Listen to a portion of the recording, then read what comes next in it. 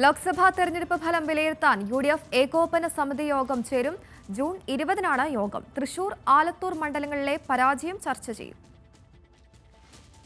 ലോക്സഭാ തെരഞ്ഞെടുപ്പിൽ യു.ഡി.എഫ് തരംഗമുണ്ടായിട്ടും തൃശൂർ, ആലത്തൂർ മണ്ഡലങ്ങളിലുണ്ടായ പരാജയം പരിശോധിക്കാൻ യു.ഡി.എഫ് തീരുമാനിച്ചിരുന്നു.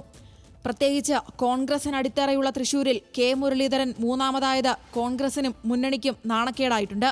പരാജയം അന്വേഷിക്കാൻ കോൺഗ്രസ് നിയോഗിച്ച സമിതി പരിശോധന ആരംഭിച്ചു. ഇതിന്റെ കണ്ടെത്തലുകൾ യു.ഡി.എഫ് യോഗത്തിൽ ചർച്ചയ്ക്കെത്തിയേക്കും. ആലത്തൂർ മണ്ഡലത്തിൽ യു.ഡി.എഫ് വോട്ടുകളിൽ വലിയ ചോർച്ച വന്നിട്ടുണ്ട്. തിരുവനന്തപുരം, ആറ്റിങ്ങൽ ഉൾപ്പെടെയുള്ള മണ്ഡലങ്ങളിൽ യു.ഡി.എഫ് വിജയിച്ചെങ്കിലും വോട്ടുകളിൽ വലിയ കുറവുണ്ടായി.